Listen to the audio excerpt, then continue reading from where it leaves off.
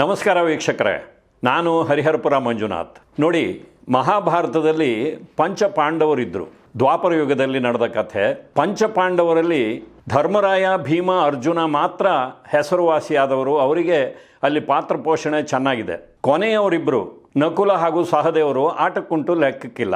ಅದೇ ರೀತಿ ನೀವು ತ್ರೇತಾಯುಗಕ್ಕೆ ಹೋದರೆ ದಶರಥನ 4 ಜನ ಮಕ್ಕಳು, ರಾಮ, ಲಕ್ಷ್ಮಣ, ಭರತ, ಶತ್ರುಘ್ನ. ಇವರ ಪೈಕಿ ಮೊದಲ 3 ಜನರಿಗೆ ಕಥೆಯಲ್ಲಿ ಆದ್ಯತೆ ಇದೆಯೇ ಹೊರತು ಕೊನೆಯ ಶತ್ರುಘ್ನನಿಗೆ ಯಾವುದೇ ಒಂದು ಪ್ರಾಮುಖ್ಯತೆಯೂ ಇಲ್ಲ. ಆದರೆ ನೀವು ಕಲಿಗಾಲಕ್ಕೆ ಬಂದರೆ ಕಾಲ ಬದಲಾಗಿದೆ. ನೋಡಿ, ಬಿಹಾರದ ಪಟ್ನಾದಲ್ಲಿ ಭುವನೇಶ್ವರ್ ಪ್ರಸಾದ್ ಸಿನ್ಹಾ ಹಾಗೂ ಶ್ಯಾಮಾದೇವಿ ಸಿನ್ಹಾ ಅವರಿಗೆ 4 ಮಕ್ಕಳು ಜನಿಸ್ತಾರೆ. ಹೇಳಿ ಮಾಡಿಸಿದ ಹಾಗೆ 4 ಜನ ಮಕ್ಕಳು ಜನಿಸ್ತಾರೆ. ಮೊದಲನೆಯವರು ರಾಮ್, ಎರಡನೆಯವರು ಲಕ್ಷ್ಮಣ, ಮೂರನೆಯವರು ಭರತ ಹಾಗೂ 4ನೆಯವರು ಶತ್ರುಘ್ನ. ಇಲ್ಲಿ ಕಥೆ ಸ್ವಲ್ಪ ಬದಲಾವಣೆ ಆಗಿದೆ. ಅಂದರೆ ಈ ಅಭಿನವ ದಶರಥನಿಗೆ ಜನಿಸಿದಂಥ 4 ಜನ ಮಕ್ಕಳಲ್ಲಿ ಈ ಇಡೀ ಕುಟುಂಬ ದೇಶಕ್ಕೆ ಪರಿಚಯವಾಗಿದ್ದೇ ಕೊನೆಯ ಶತ್ರುಘ್ನ ಸಿನ್ಹಾ ಅವರಿಂದ. ಹೌದು, ಭಾರತೀಯ ಬೆಳ್ಳಿತೆರೆಯಲ್ಲಿ ತಮ್ಮದೇ ಆದಂಥ ಒಂದು ವಿಶಿಷ್ಟವಾದ ಛಾಪನ್ನು ಮೂಡಿಸಿರುವ ಶತ್ರುಘ್ನ ಸಿನ್ಹಾ ಅವರನ್ನು ಕುರಿತಂತೆ ಇವತ್ತಿನ ಸಂಚಿಕೆಯನ್ನು ನಿಮ್ಮ ಮುಂದೆ ಇಡ್ತಾ ಇದ್ದೀನಿ. ಸ್ವಾತಂತ್ರ್ಯ ಪೂರ್ವದಲ್ಲಿ ಅಂದರೆ 1946ನೇ ಇಸ್ವಿ ಜುಲೈ 15ನೇ ತಾರೀಕು ಬಿಹಾರದ ಪಟ್ನಾದಲ್ಲಿ ಶತ್ರುಘ್ನ ಸಿನ್ಹಾ ಅವರ ಜನನವಾಗುತ್ತೆ. ಅವರು ಪಟ್ನಾದ ಸೈನ್ಸ್ ಕಾಲೇಜಿನಲ್ಲಿ BSc ಪದವೀಧರರಾಗ್ತಾರೆ. ಅದಾದ ಮೇಲೆ ಅವತ್ತು ಹೆಚ್ಚಿನ ಉತ್ತರ ಭಾರತದ ಯುವಕರ ಹಾಗೆ ಅವರೂ ಸಹ ಮುಂಬೈನಲ್ಲಿ ತಮ್ಮ ಭವಿಷ್ಯವನ್ನು ಆರಿಸಿ ಬರ್ತಾರೆ. ಪೂನಾದ ಫಿಲ್ಮ್ ಇನ್ಸ್ಟಿಟ್ಯೂಟ್ನಲ್ಲಿ ಸೇರ್ಕೋತಾರೆ. ಫಿಲ್ಮ್ ಇನ್ಸ್ಟಿಟ್ಯೂಟ್ನ ವ್ಯಾಸಂಗದ ನಂತರ ಅವರು ಚಿತ್ರರಂಗದಲ್ಲಿ ಹೇಗೆಲ್ಲ ಬೆಳೆದು ಬಂದರು ಅನ್ನೋದು ಇವತ್ತಿನ ಸಂಚಿಕೆಯ ವಿಶೇಷ. ನೋಡಿ, ಯಾವ ಪೂನಾ ಫಿಲ್ಮ್ ಇನ್ಸ್ಟಿಟ್ಯೂಟ್ನಲ್ಲಿ ಶತ್ರುಘ್ನ ಸಿನ್ಹಾ ಅವರು ಅಭಿನಯವನ್ನು ಕಲಿತು ಮುಂದೆ ಚಿತ್ರರಂಗದಲ್ಲಿ ದೊಡ್ಡ ಹೆಸರನ್ನು ಮಾಡಿದ್ರೋ ಅದೇ ಪೂನಾ ಫಿಲ್ಮ್ ಇನ್ಸ್ಟಿಟ್ಯೂಟ್ನಲ್ಲಿ ಇವತ್ತು ಅವರ ಹೆಸರಿನಲ್ಲಿ ಒಂದು ಸ್ಕಾಲರ್ಶಿಪ್ಪನ್ನು ಸ್ಥಾಪನೆ ಮಾಡಲಾಗಿದೆ. ಶತ್ರುಘ್ನ ಸಿನ್ಹಾ ಅವರ ಮೊದಲನೇ ಚಿತ್ರ ಯಾವುದು ಅನ್ನೋದು ಸಾಕಷ್ಟು ಗೊಂದಲಪೂರಿತ ಮಾಹಿತಿಗಳಿಂದ ಕೂಡಿದೆ. ಯಾಕೆಂದರೆ ಕೆಲವೊಮ್ಮೆ ಮೊದಲು ಅಭಿನಯಿಸಿದ ಚಿತ್ರ ಆಮೇಲೆ ಬಿಡುಗಡೆ ಆಗುತ್ತೆ, ಎರಡನೇ ಬಾರಿ ಬಣ್ಣ ಹಚ್ಚಿದ ಚಿತ್ರ ಮೊದಲು ಬಿಡುಗಡೆ ಆಗುತ್ತೆ. ಹೀಗಾಗಿ ಯಾವುದು ಮೊದಲನೇ ಚಿತ್ರ ಅನ್ನುವ ಬಗ್ಗೆ ಸಾಕಷ್ಟು ಗೊಂದಲಗಳಿದೆ. ಜೊತೆಗೆ ಕೆಲವು ಚಿತ್ರಗಳಲ್ಲಿ ಸಣ್ಣ ಪುಟ್ಟ ಪಾತ್ರಗಳಲ್ಲಿ ಅಭಿನಯಿಸುವಾಗ ಅವರಿಗೆ ಅನ್ಕ್ರೆಡಿಟೆಡ್ ಅಂತಾರಲ್ಲ, ಅಂದರೆ ಹೆಸರಿಲ್ಲದ ಕಲಾವಿದರಾಗಿ ಅಲ್ಲಿ ಅಭಿನಯಿಸಿರ್ತಾರೆ. ಆದರೆ ಮುಂದೆ ಅವರು ಹೆಸರು ಮಾಡಿದ ಮೇಲೆ ಆ ಮುಖವನ್ನು ನೋಡಿದಾಗ ನಮಗೆ ಇವರೇ ಅಂತ ಗೊತ್ತಾಗುತ್ತೆ. ಅಂಥ ಪಾತ್ರಗಳಲ್ಲಿ ಕೂಡ ಶತ್ರುಘ್ನ ಸಿನ್ಹಾ ಅವರು ಕಾಣಿಸ್ಕೊಂಡಿದ್ದಾರೆ. 1969ರಲ್ಲಿ ತೆರೆಗೆ ಬಂದ ಪ್ಯಾರ್ ಹಿ ಪ್ಯಾರ್, ಧರ್ಮೇಂದ್ರ ಹಾಗೂ ವೈಜಯಂತಿಮಾಲಾ ಅವರ ತಾರಾಗಣದ ಚಿತ್ರ. ಅಲ್ಲಿ ಮುಖ್ಯ ಖಳನಾಯಕರಾಗಿ ಪ್ರಾಣ್ ಅವರಿದ್ದರು. ಆ ಚಿತ್ರದಲ್ಲಿ ಒಂದು ಹೆಸರಿಲ್ಲದ ವಿಲನ್ ಪಾತ್ರದಲ್ಲಿ ಶತ್ರುಘ್ನ ಸಿನ್ಹಾ ಅವರು ಕಾಣಿಸ್ಕೊಂಡಿದ್ದಾರೆ. ಇನ್ನು 1970ರಲ್ಲಿ ತೆರೆಗೆ ಬಂದ ದೇವಾನಂದ್ ಅವರು ಮೊದಲ ಬಾರಿ ನಿರ್ದೇಶನ ಮಾಡಿದ ಚಿತ್ರ ಪ್ರೇಮ್ ಪೂಜಾರಿ. ಆ ಚಿತ್ರದಲ್ಲಿ ಅವರು ಒಬ್ಬ ಪಾಕಿಸ್ತಾನಿ ಮಿಲಿಟರಿ ಅಧಿಕಾರಿಯಾಗಿ ಕಾಣಿಸ್ಕೊಂಡಿದ್ದಾರೆ. ಅಲ್ಲಿಂದಲೇ ನಾವು ಅವರ ಚಿತ್ರಗಳನ್ನು ನೋಡೋದಕ್ಕೆ ಆರಂಭ ಮಾಡಿದ್ದು. ಪ್ರೇಮ್ ಪೂಜಾರಿ ಚಿತ್ರದಲ್ಲಿ ಅವರದ್ದು ಚಿಕ್ಕ ಪಾತ್ರವಾದರೂ ಸಹ ಅವರು ಒಂದು ವಿಶೇಷ ಶೈಲಿಯಲ್ಲಿ ಸಿಗರೇಟನ್ನು ಬಾಯಿಗೆ ಎಸೆದುಕೊಳ್ಳುವಂಥ ಆ ಒಂದು ಸನ್ನಿವೇಶವನ್ನು ಪ್ರೇಕ್ಷಕರು ತುಂಬ ಇಷ್ಟಪಟ್ಟರು. ಒಂದು ರೀತಿಯಲ್ಲಿ ಭಾರತೀಯ ಚಿತ್ರರಂಗದಲ್ಲಿ ಆ ರೀತಿಯ ಒಂದು ಪರಂಪರೆಯನ್ನು ಆರಂಭ ಮಾಡಿದ್ದೇ ಶತ್ರುಘ್ನ ಸಿನ್ಹಾ ಅವರು. ಮುಂದೆ ನಮ್ಮ ಕನ್ನಡದ ಅಂಬರೀಷ್ ಅವರು, ತಮಿಳಿನಲ್ಲಿ ಹೆಸರು ಮಾಡಿದ ರಜನಿಕಾಂತ್ ಅವರು ಇದೇ ರೀತಿಯ ಸ್ಟೈಲ್ನಿಂದ ತಮ್ಮ ಪ್ರಖ್ಯಾತಿಯನ್ನು ಗಳಿಸಿದ್ದನ್ನು ನಾವು ಕಂಡಿದ್ದೀವಿ. ಇವರ ಪೈಕಿ ರಜನಿಕಾಂತ್ ಅವರು ಎಷ್ಟೋ ಕಡೆಗಳಲ್ಲಿ ಹೇಳ್ಕೊಂಡಿದ್ದಾರೆ, ನಾನು ಆ ರೀತಿಯ ಸಿಗರೇಟನ್ನು ಬಾಯಿಗೆ ಎಸೆಯುವ ಟ್ರಿಕ್ಕನ್ನು ಕಲ್ತಿದ್ದೆ ಶತ್ರುಘ್ನ ಸಿನ್ಹಾ ಅವರಿಂದ. ಮುಂದೆ ಅಂಬರೀಷ್ ಅವರನ್ನು ನೋಡಿ ಕೂಡ ನನ್ನ ಆ ಒಂದು ಸ್ಟೈಲನ್ನು ಸಾಕಷ್ಟು ಬದಲಾಯಿಸಿಕೊಂಡು ಅಳವಡಿಸ್ಕೊಂಡೆ ಅಂತ. ಶತ್ರುಘ್ನ ಸಿನ್ಹಾ ಅವರದ್ದು ಎತ್ತರದ ನಿಲುವು, ಒಳ್ಳೆಯ ಮೈಕಟ್ಟು, ಜೊತೆಗೆ ಬೆಂಕಿ ಉಂಡೆಯಂತಹ ಕಣ್ಣುಗಳು ಸಾಲದಕ್ಕೆ ಫಿಲ್ಮ್ ಇನ್ಸ್ಟಿಟ್ಯೂಟ್ನಲ್ಲಿ ತರಬೇತಿಯನ್ನು ಪಡೆದು ಬಂದಿದ್ದರಿಂದಾಗಿ ವಿಶಿಷ್ಟವಾದ ಒಂದು ಅಭಿನಯ ಶೈಲಿಯನ್ನು ಮೈಗೂಡಿಸಿಕೊಂಡಿದ್ದರು. ಇವೆಲ್ಲದರಿಂದಾಗಿ ಅವರು ಬಹಳ ಬೇಗ ಚಿತ್ರರಂಗದಲ್ಲಿ ಪ್ರಖ್ಯಾತಿಗೆ ಬಂದರು. ನೋಡಿ, ಒಂದು ರೀತಿಯಲ್ಲಿ ಶತ್ರುಘ್ನ ಸಿನ್ಹಾ ಅವರು ಹಿಂದಿ ಚಿತ್ರರಂಗಕ್ಕೆ ಬರುವ ಹೊತ್ತಿಗಾಗಲೇ ಅಲ್ಲಿ ಹೌಸ್ಫುಲ್ ಸನ್ನಿವೇಶ ಇತ್ತು. ಅಂದರೆ ಆ ಹೊತ್ತಿಗಾಗಲೇ ಹಳೆಯ ತಲೆಮಾರಿನ ಪೃಥ್ವಿರಾಜ್ ಕಪೂರ್, ಪ್ರದೀಪ್ ಕುಮಾರ್, ಭರತ್ ಭೂಷಣ್, ಮಹಿಪಾಲ್ ಈ ಕಲಾವಿದರೆಲ್ಲ ನೇಪಥ್ಯಕ್ಕೆ ಸರಿದಿದ್ದರು. ಜೊತೆಗೆ ತ್ರಿಮೂರ್ತಿಗಳಾದಂಥ ರಾಜ್ ಕಪೂರ್, ದೇವಾನಂದ್, ದಿಲೀಪ್ ಕುಮಾರ್ ಅವರು ಸಾಕಷ್ಟು ಯಶಸ್ವಿ ಚಿತ್ರಗಳನ್ನು ಕೊಟ್ಟಿದ್ದರು. ಅಲ್ಲಿಂದ ಮುಂದೆ ಹೊಸ ತಲೆಮಾರಿನ ನಾಯಕ ನಟರು ಕೂಡ ಬಂದಿದ್ದರು.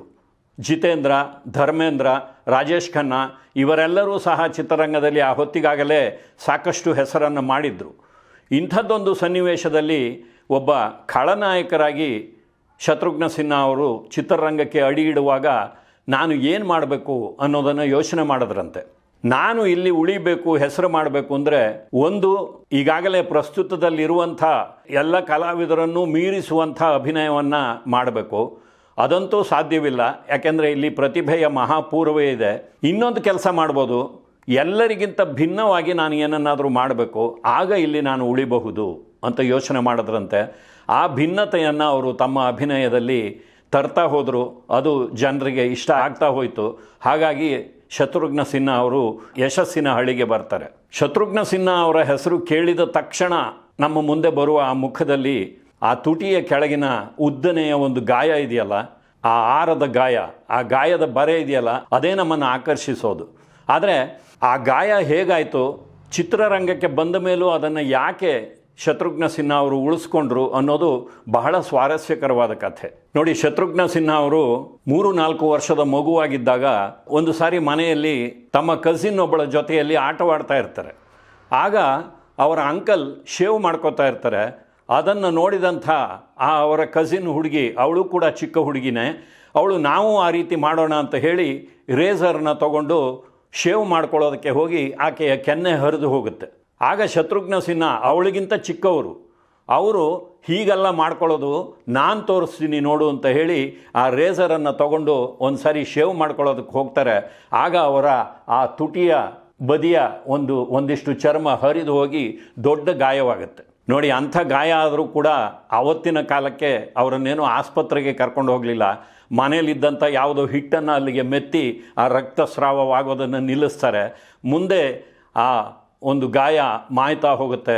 ಅವರು ಪದವೀಧರರಾದ ಮೇಲೆ ಫಿಲ್ಮ್ ಇನ್ಸ್ಟಿಟ್ಯೂಟಿಗೆ ಬಂದ ಮೇಲೆ ಚಿತ್ರರಂಗದಲ್ಲಿ ಅವಕಾಶ ಸಿಗೋದಕ್ಕೆ ಆರಂಭ ಮಾಡಿದಾಗ ಅವರ ಮನಸ್ಸಿನಲ್ಲಿ ಆ ಗಾಯ ಒಂದು ರೀತಿಯಲ್ಲಿ ಕೊರಿತಾ ಇರುತ್ತೆ. ಪ್ಲಾಸ್ಟಿಕ್ ಸರ್ಜರಿ ಮಾಡಿಸ್ಕೊಂಡು ಈ ಗಾಯವನ್ನು ಮುಚ್ಕೊಂಡು ಬಿಡ್ಲಾ ಅಂತ ಕೂಡ ಅವರು ಆಲೋಚನೆಯನ್ನು ಮಾಡಿರ್ತಾರೆ.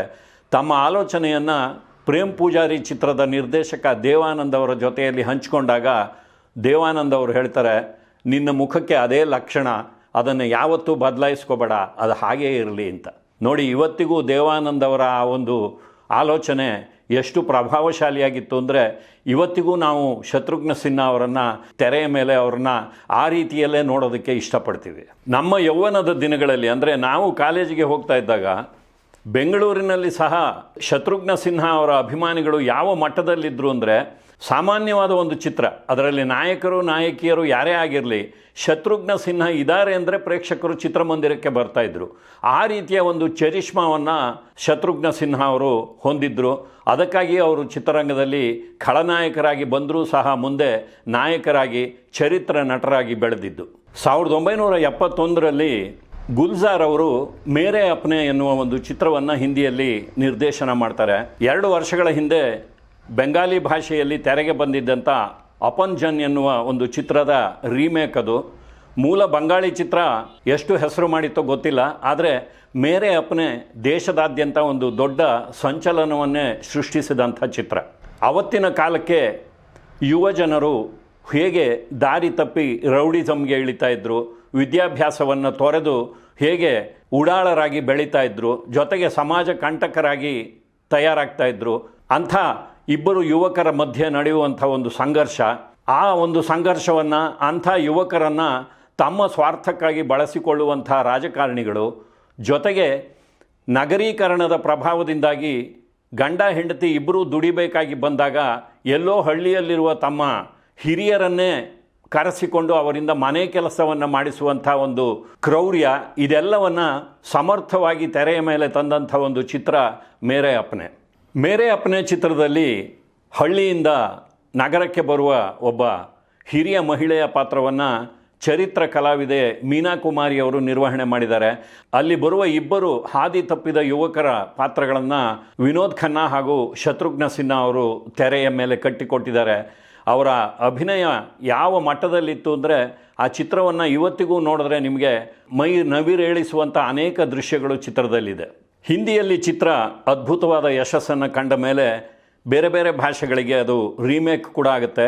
ಕನ್ನಡದಲ್ಲಿ ಬೆಂಕಿ ಬಿರುಗಾಳಿ ಎನ್ನುವ ಹೆಸರಿನಲ್ಲಿ ತೆರೆಗೆ ಬರುತ್ತೆ. ಅಲ್ಲಿ ವಿಷ್ಣುವರ್ಧನ್ ಹಾಗೂ ಶಂಕರ್ನಾಗ್ ಅವರಂಥ ಪ್ರತಿಭಾವಂತ ಕಲಾವಿದರಿದ್ದರೂ ಸಹ ಚಿತ್ರ ಸೋಲುತ್ತೆ. ಯಾಕೆಂದರೆ ನಿರ್ದೇಶಕ ತಿಪಟೂರು ರಘು ಅವರಿಗೆ ಆ ಒಂದು ಸಬ್ಜೆಕ್ಟನ್ನು ಸರಿಯಾದ ರೀತಿಯಲ್ಲಿ ಹ್ಯಾಂಡಲ್ ಮಾಡೋದಕ್ಕೆ ಬರಲಿಲ್ಲ. ಹೀಗೆ ಒಬ್ಬ ಖಳನಾಯಕರಾಗಿ ಹೆಸರು ಮಾಡ್ತಾ ಬಂದಂಥ ಶತ್ರುಘ್ನ ಸಿನ್ಹಾ ಅವರಿಗೆ ಖಿಲೋನಾ ಚಿತ್ರದ ಬಿಹಾರಿ ಪಾತ್ರ, ಸಂಜೀವ್ ಕುಮಾರ್ ಹಾಗೂ ರಾಖಿ ಅವರು ತಾರಾಗಣದಲ್ಲಿದ್ದ ಪಾರಸ್ ಪಾತ್ರದ ವಿಲನ್ ಪಾತ್ರ, ಮೇರೆ ಅಪ್ನೆ ಚಿತ್ರದ ಛೇನು ಪಾತ್ರ ಹಾಗೂ Rampur Ka Lakshman, Blackmail, Bombay to Goa, ದೋರಾ, ಬಾಯಿ ಹೋತೋ ಏಸಾ ಹೀಗೆ ಅನೇಕ ಚಿತ್ರಗಳಲ್ಲಿ ಒಳ್ಳೆಯ ಅವಕಾಶಗಳು ಸಿಗ್ತಾ ಹೋಗುತ್ತೆ. ಒಂದು ರೀತಿಯಲ್ಲಿ ಅವರ ಅಭಿನಯ ಒಂದು ವಿಶಿಷ್ಟವಾದ ರೀತಿಯಲ್ಲಿ ಮೂಡಿ ಬರ್ತಾ ಅವರದ್ದೇ ಆದ ಒಂದು ಅಭಿಮಾನಿ ಬಳಗ ಬೆಳೀತಾ ಹೋಗುತ್ತೆ. ಇಂಥ ಶತ್ರುಘ್ನ ಸಿನ್ಹಾ ಅವರನ್ನು ಮೊದಲ ಬಾರಿ ನಾಯಕರಾಗಿ ತೆರೆಯ ಮೇಲೆ ತಂದಿದ್ದು ಮುಂದೆ ಹಿಂದಿ ಚಿತ್ರರಂಗದಲ್ಲಿ ದೊಡ್ಡ ಹೆಸರು ಮಾಡಿದಂಥ ಸುಭಾಷ್ ಘೈ ಅವರು. ಸುಭಾಷ್ ಘೈ ಅವರ ಮೊದಲ ನಿರ್ದೇಶನದ ಚಿತ್ರ ಕಾಳಿಚರಣ್. ಆ ಚಿತ್ರದ ನಿರ್ಮಾಪಕರು ಎನ್ ಸಿಪ್ಪಿ ಅವರು. ಸಿಪ್ಪಿ ಅವರಿಗೆ ಆ ಪಾತ್ರಕ್ಕೆ ರಾಜೇಶ್ ಖನ್ನಾ ಅವರನ್ನು ಆರಿಸ್ಬೇಕು ಅನ್ನುವ ಆಸೆ ಇರುತ್ತೆ. ಆದರೆ ಸುಭಾಷ್ ಘೈ ಅವರು ಹೇಳ್ತಾರೆ, ನನಗೆ ಒಬ್ಬ ಸ್ಟಾರ್ ಬೇಕಾಗಿಲ್ಲ, ಒಬ್ಬ ಕಲಾವಿದ ಬೇಕು, ಅದಕ್ಕಾಗಿ ನಾನು ಶತ್ರುಘ್ನ ಸಿನ್ಹಾ ಅವರನ್ನೇ ಹಾಕೋತೀನಿ ಅಂತ. ಅವತ್ತಿಗೆ ವಿಶ್ವದಾದ್ಯಂತ ಕ್ರಿಕೆಟ್ ತುಂಬ ಜನಪ್ರಿಯವಾಗಿತ್ತು. ಇವತ್ತಿಗೆ ಅದಕ್ಕಿಂತಲೂ ಹೆಚ್ಚು ಜನಪ್ರಿಯವಾಗಿದೆ.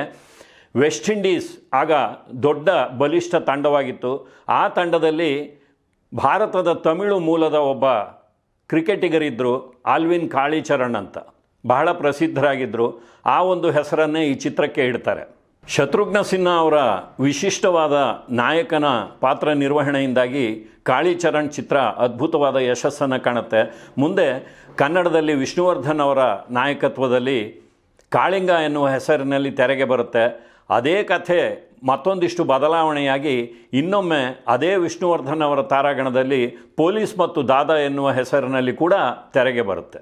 ಇನ್ನು ಕಾಳಿಚರಣ್ ಚಿತ್ರವನ್ನು ತೆಲುಗಿನಲ್ಲಿ ರಾಜಮೌಳಿ ಅವರು ಸ್ವಲ್ಪ ಬದಲಾವಣೆ ಮಾಡಿ ವಿಕ್ರಮಾರ್ಕುಡು ಎನ್ನುವ ಹೆಸರಿನಲ್ಲಿ ತೆರೆಗೆ ತರ್ತಾರೆ. ಆ ಚಿತ್ರವನ್ನು ಆಧಾರವಾಗಿಟ್ಕೊಂಡು ಕಿಚ್ಚ ಸುದೀಪ್ ಅವರು ಕನ್ನಡದಲ್ಲಿ ವೀರ ಮದಕರಿ ಅನ್ನುವ ಚಿತ್ರವನ್ನು ಮಾಡ್ತಾರೆ. ಅದು ಕೂಡ ಯಶಸ್ಸನ್ನು ಕಾಣುತ್ತೆ. ಆ ಚಿತ್ರವನ್ನು ಹಿಂದಿಯಲ್ಲಿ ರೌಡಿ ರಾಥೋಡ್ ಎನ್ನುವ ಹೆಸರಿನಲ್ಲಿ ಅಕ್ಷಯ್ ಕುಮಾರ್ ಅವರ ನಾಯಕತ್ವದಲ್ಲಿ ತೆರೆಗೆ ತರ್ತಾರೆ. ತಮಿಳಿನಲ್ಲಿ ಸೂರ್ಯ ಅವರ ಸೋದರ ಕಾರ್ತಿ ಅವರ ನಾಯಕತ್ವದಲ್ಲಿ ಸಿರುತೈ ಎನ್ನುವ ಒಂದು ಚಿತ್ರ ಕೂಡ ತೆರೆಗೆ ಬಂದು ಯಶಸ್ಸನ್ನು ಕಾಣುತ್ತೆ. ಅಂದರೆ ಶತ್ರುಘ್ನ ಸಿನ್ಹಾ ಅವರು ಮೊದಲ ಬಾರಿ ನಾಯಕರಾದ ಚಿತ್ರದಲ್ಲಿಯೇ ಯಶಸ್ಸನ್ನು ಕಾಣ್ತಾರೆ, ಸೈ ಅನ್ನಿಸ್ಕೊಳ್ತಾರೆ. ಆ ಚಿತ್ರ ಹಲವು ಭಾಷೆಗಳಿಗೆ ರೀಮೇಕ್ ಕೂಡ ಆಗುತ್ತೆ. 1978ರಲ್ಲಿ ಮತ್ತೊಮ್ಮೆ ಸುಭಾಷ್ ಘೈ ಅವರು ಶತ್ರುಘ್ನ ಸಿನ್ಹಾ ಅವರನ್ನು ನಾಯಕರನ್ನಾಗಿಟ್ಕೊಂಡು ವಿಶ್ವನಾಥ್ ಎನ್ನುವ ಒಂದು ಚಿತ್ರವನ್ನು ತೆರೆಗೆ ತರ್ತಾರೆ. ಅದು ಕೂಡ ಅದ್ಭುತವಾದ ಯಶಸ್ಸನ್ನು ಕಾಣುತ್ತೆ. ಜಲಿ ಕೋ ಆಗ್ ಕಹತೆ ಹೈ, ಭುಜಿ ಕೋ ರಾಗ್ ಕಹತೆ ಹೈ, ಜಿಸ್ ರಾಗ್ ಸೆ ಬಾರೂದ್ ಬನೆ ಉಸೆ ವಿಶ್ವನಾಥ್ ಕಹತೆ ಹೈ. ಇದು ಆ ಚಿತ್ರದ ಒಂದು ಐಕಾನಿಕ್ ಡೈಲಾಗ್. ಉರಿಯೋದನ್ನು ಬೆಂಕಿ ಅಂತಾರೆ, ಉರಿದು ಹೋದದ್ದನ್ನು ಬೂದಿ ಅಂತಾರೆ, ಬೂದಿಯಿಂದ ತಯಾರಾದ ಸಿಡಿಮದ್ದನ್ನು ವಿಶ್ವನಾಥ್ ಅಂತಾರೆ. ಹೀಗೆ ತಮ್ಮ ಚಿತ್ರಗಳಲ್ಲಿ ತಮ್ಮ ವಿಶಿಷ್ಟವಾದ ಮ್ಯಾನರಿಸಮ್ಗಳ ಜೊತೆಯಲ್ಲಿ ಇಂಥ ಐಕಾನಿಕ್ ಡೈಲಾಗ್ಗಳನ್ನು ಹೇಳ್ತಾ ಶತ್ರುಘ್ನ ಸಿನ್ಹಾ ಅವರು ಹಿಂದಿ ಚಿತ್ರರಂಗದಲ್ಲಿ ತಮ್ಮದೇ ಆದ ಒಂದು ಸ್ಥಾನವನ್ನು ಪಡಿತಾ ಹೋಗ್ತಾರೆ. ಶತ್ರುಘ್ನ ಸಿನ್ಹಾ ಅವರ ಕುಟುಂಬ, ರಾಜಕಾರಣ ಜೀವನ, ಚಲನಚಿತ್ರವಲ್ಲದೆ ಟಿ ವಿ ಕ್ಷೇತ್ರದಲ್ಲಿ ಅವರು ಮಾಡಿರುವಂಥ ಸಾಧನೆಗಳು, ಇವೆಲ್ಲದರ ಬಗೆಗೆ ಮುಂದಿನ ಸಂಚಿಕೆಯಲ್ಲಿ ಹೇಳ್ತೀನಿ. ನಮಸ್ಕಾರ.